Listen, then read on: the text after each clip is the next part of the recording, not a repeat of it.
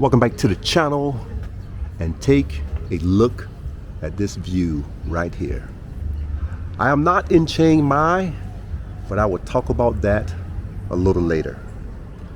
But today I want to talk about a cautionary tale.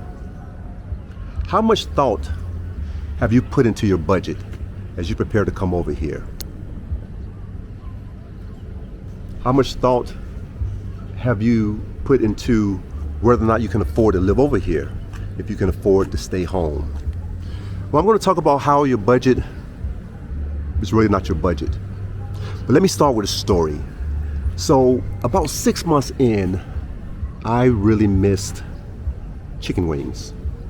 And you know, over the years, I've had friends that I enjoy watching, especially college football with. We get wings, we have a couple beers, it was good times. So I said, what if I take a break from Thai food and go get me some wings? And I went into the sports bar in Old City, and I sat next to a gentleman, and we acknowledged each other, and he continued drinking. And then out of the blue, he said, I hate this place. I looked around, I said, hey man, this is a pretty nice place. He says, no, not this place. I hate Chiang Mai. Like, how can you hate Chiang Mai? He says, you know what, I'm tired of it. I'm tired of Thai food. I'm tired of dealing with the women here. I'm tired of not being able to understand the language. And so I let him go on for a while. And then as he settled down, he kind of told me his story. He, like I had, watched a lot of YouTube videos, and he thought about, you know, what he'd be able to do on this $1,900 a month. And he said, man, he's thinking, I can live like a king over there. So he moved over, and it's been 3 years since he's lived here.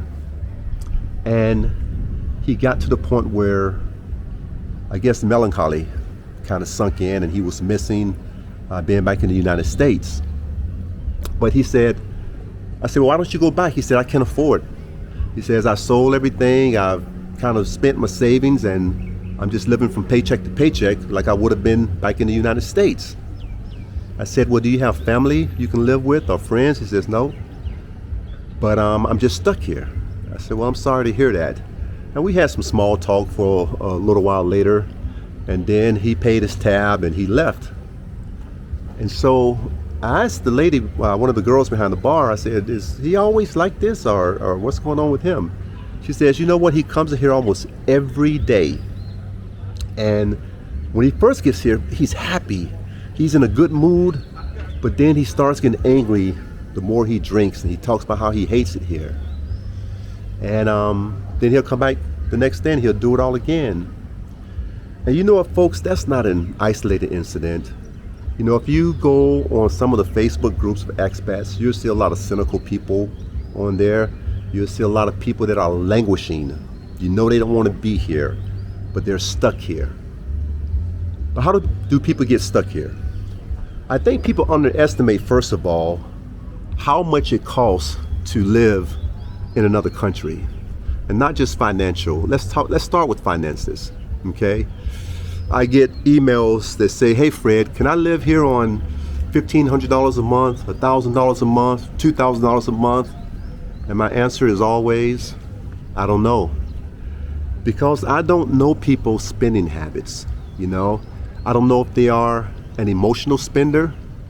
I don't know if they like the finer things in life, and they're gonna come over to whatever country they're gonna move to and have that mindset of just spend, spend, spend, but yet they don't have these different streams of income.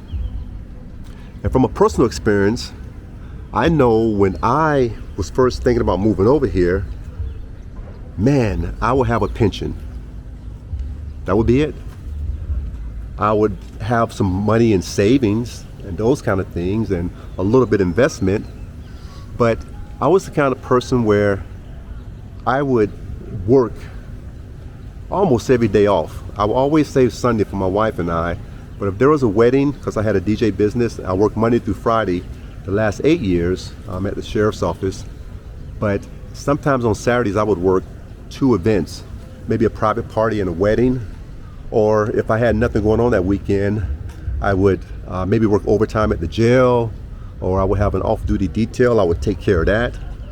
But I've always put money away because I know emergencies happen. And that's when I say your budget is not your budget, folks. Your budget will get busted sometimes. There's no different than living here in Thailand than it is back home where things happen. You know, my wife and I, we both had major surgeries. I've had double hip replacement that even with insurance cost me thousands of dollars. She had an operation that our part was $8,000 that we had to take over.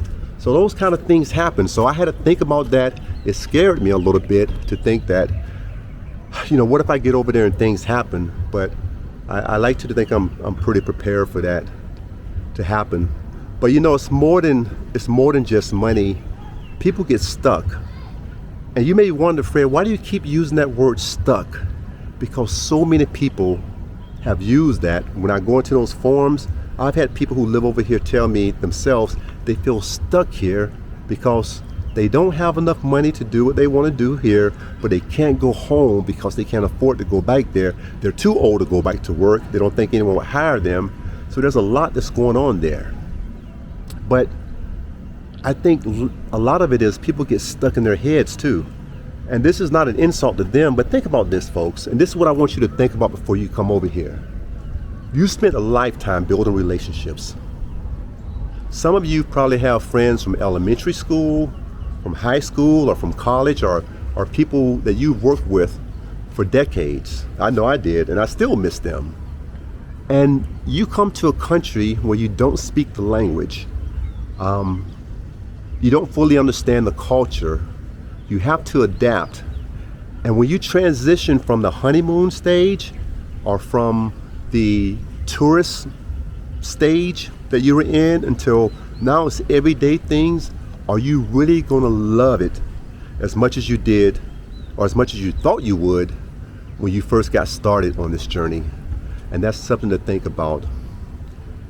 Being stuck and being broke is different things to different people, but there are some stuck and there are some broke people over here, and it could happen to you unless you plan. And what I mean by that is I really sat down and figured out what I could tolerate and what I couldn't tolerate, what I wanted to put up with, what I didn't want to put up with. But my main goal for moving over here was really to explore and see the side of the country. But a very close second was really to be stress-free. And it's easy to think, well, Fred, if you're going to retire, you'd be stress-free anyway, right? You wouldn't be getting up and going to that job every morning. But stress is not always what you do, and sometimes it's where you're at. And I may get some kickback for this, but I'm willing to take it. I'm okay with that. Politics aside, America is going through a lot right now. It's going through a lot, which it be real or perceived, it's going through a lot. And what I've learned is a lot of times you don't have to be a part of the stress in order for it to affect you. And that goes for even over here, because there are people who are stressed out, so stressed out, they're ate up with what's going on in the United States, and they live over here in Thailand. But that stress still has that impact on them. And I guess in the big picture, I just wanted to kind of give you a warning, a cautionary tale about make sure this is what you want. Maybe it's not what you want long term, and figure it out. You know, I'm going to go visit Southeast Asia for 5 years and then return home. Or maybe I'm going to be a part-timer, 6 months in Thailand and 6 months back in Australia or the UK or wherever the case may be. But folks, this is real. You know, a lot of times I know a lot of YouTubers only show you the good part of living over here, the cheap cost of living, those kind of things. And I do too. And I love it, and to me it's true, but I really want you to grasp the big picture of it all.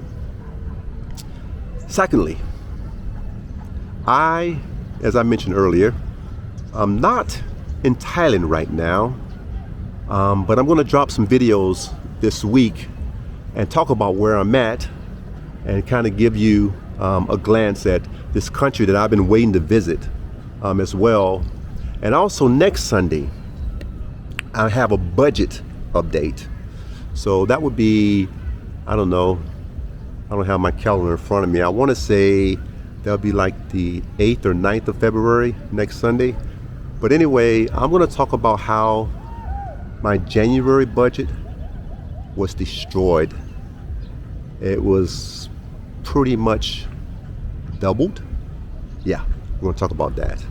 So in the meantime, thank you for joining me.